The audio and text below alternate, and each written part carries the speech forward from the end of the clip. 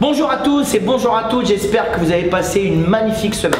Aujourd'hui on va voir une technique particulière, c'est la technique magnifique, extraordinaire, fantastique. J'ai plein de mots comme ça pour dire combien j'aime cette technique qui s'appelle l'art de l'esquive. On va voir ça tout de suite. Alors aujourd'hui on va voir l'art de l'esquive. Esquiver, esquiver un coup, mettre son opposant, son adversaire dans le vent. Quoi de mieux que d'esquiver au lieu de bloquer et d'être affaibli par les coups. Donc le but de la boxe, c'est d'essayer de ne pas prendre de coups et en revanche d'en donner. Alors quand vous voyez un compétiteur, un boxeur, un champion qui excelle dans l'art de l'esquive, c'est magnifique pour les yeux, c'est quelque chose d'assez fantastique à voir. En boxe anglaise, on a Floyd Mayweather, c'est extraordinaire, il bloque, il esquive avec les épaules, il anticipe bien les coups, il a un coup d'œil extraordinaire. On a en boxe thaïlandaise, on avait en Muay Thai, on avait un immense boxeur. Pour moi, c'est le plus grand boxeur thaïlandais de tous les temps. Pour moi, hein, ça n'engage que moi, bien sûr. Hein. Samat Payakaran, un maître S esquive, voilà. Alors, l'esquive, c'est génial, à condition de pouvoir enchaîner, favoriser une attaque ensuite. Alors, très souvent, il y a des boxeurs qui bloquent et ils mettent rien derrière. Le but, c'est de bloquer, de stopper, d'esquiver, de parer ou de chasser un coup pour enchaîner aussitôt. Puisque c'est à ce moment-là que l'adversaire, il a un petit peu en déséquilibre puisqu'il est concentré sur son action, son attaque. Donc là, par exemple, une attaque en ligne basse, donc coup de pied circulaire en ligne basse sur ma cuisse, en low kick. Hein. Là, Noam, il va m'attaquer en low kick, coup de pied circulaire avec le tibia, il va venir frapper avec sa jambe droite sur ma jambe gauche, puisque c'est ma jambe avant. C'est celle qui est le plus proche de lui, donc la plus accessible, la plus facile à toucher. Donc je vais là, hop, là je vais prendre, là je vais faire une esquive. Je recule ma jambe arrière, hop, et là je me retrouve en garde opposée, je me retrouve en garde de gaucher. Et là je peux faire ce que je veux, je peux enchaîner, L'important c'est l'esquive. Donc ici, il met un coup, hop, je recommence. Je recule ma jambe droite et ensuite j'installe ma jambe gauche. Je recule pas doucement, non, je recule ma jambe droite et je me retrouve en garde opposée. Automatique. Ça veut dire que là je recule ma jambe droite et je recule ma jambe gauche et je me retrouve en garde opposée. Et là j'ai véritablement esquivé l'attaque en low kick de mon adversaire. Ici, pareil, ici. Tu me fais un beau low kick, là vas-y, pareil. Voilà, ici. Il faut bien anticiper l'attaque, hein, d'accord? Ça, c'est une des nombreuses esquives qu'il y a dans les sports dits de combat.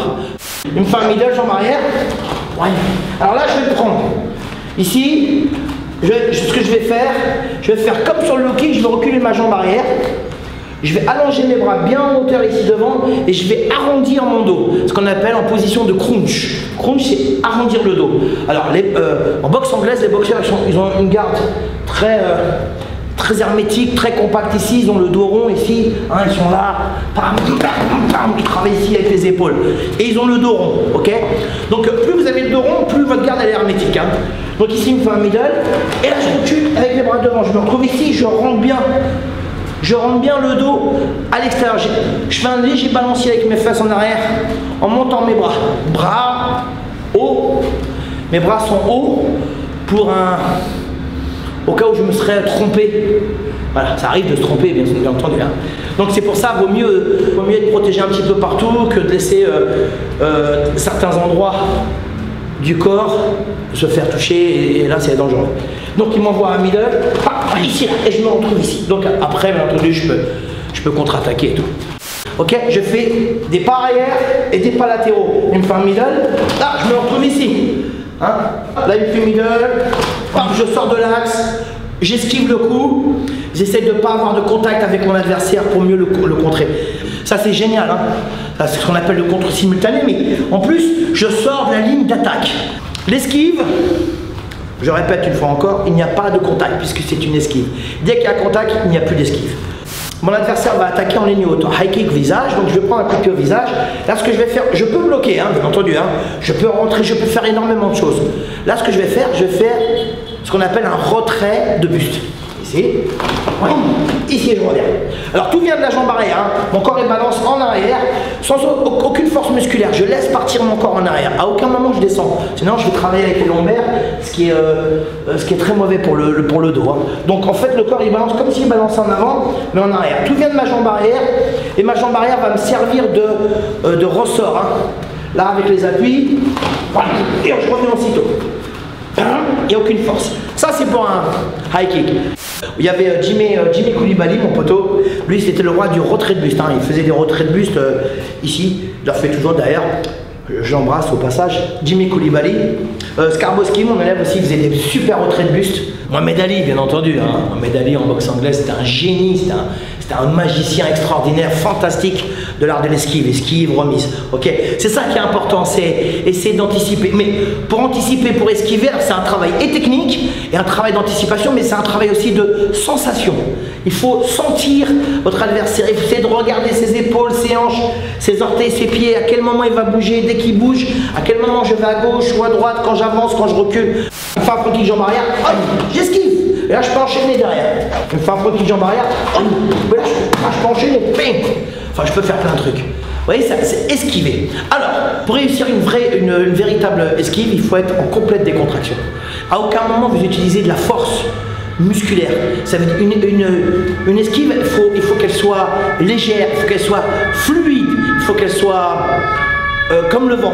Il faut faire le kick, j'esquive, voilà, je me retrouve ici. Vous voyez, tout en contraction, pas dur. Après, vous pouvez exploser juste derrière, hein, pour la contre-attaque. Hein. Il me fait un front kick jambe avant, ici tout simplement.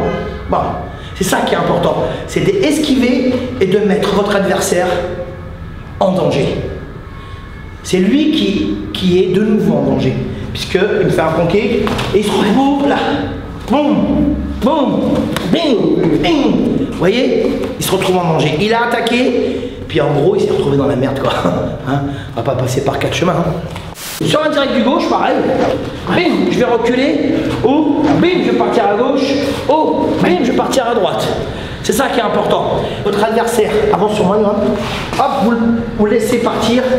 Et il se retrouve dans le vent. Ça veut dire la force, la vitesse, les mouvements qu'il a donnés se retrouvent quasi caducs, puisque je l'ai mis dans le vent grâce à une esquive, bien entendu.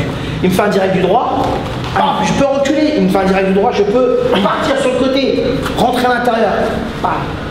Après, peu importe, vous faites ce que vous sentez, hein. La boxe thaïlandaise, je vous l'ai déjà dit, hein, dans le Muay Thai, c'est une question de personnalité, hein, d'accord? Alors, en boxe thaïlandaise, même un crochet, je ne fais pas d'esquive comme ça, on n'en fait pas en Muay Thai. Enfin, moi je l'enseigne jamais, il y en a qui l'enseignent, hein. Moi je l'enseigne jamais parce qu'à cause des genoux, à cause des middle et à cause des coups de coude, donc les esquives elles se font en avançant, en reculant à gauche, à droite, avec les jambes, plus avec les jambes qu'avec le corps, vous voyez. La droite, il met une droite au visage, je vais plus partir, avec les mains bien entendu, je vais plus partir sur les côtés, accompagner la gestuelle, le mouvement avec mon corps, plus que faire des esquives qu'on appelle rotatives, des esquives avec le corps. Non, dans le Muay Thai ça n'existe pas. Alors il y en a qui le font, moi je porte aucun jugement, rappelez-vous, hein, l'œil qui juge, c'est un œil qui voit mal. Donc ne jugez pas, travaillez plus qu'autre chose, d'accord? C'est très important. Alors bien entendu, je vous montre un travail technique, des mouvements techniques où il faut déjà pas mal maîtriser l'art du Muay Thai quand même, c'est très important, ok? Là pour le coup, il faut quand même pas mal maîtriser. En revanche, il faut vous l'intégrer dans la tête, l'enregistrer bien dans la tête.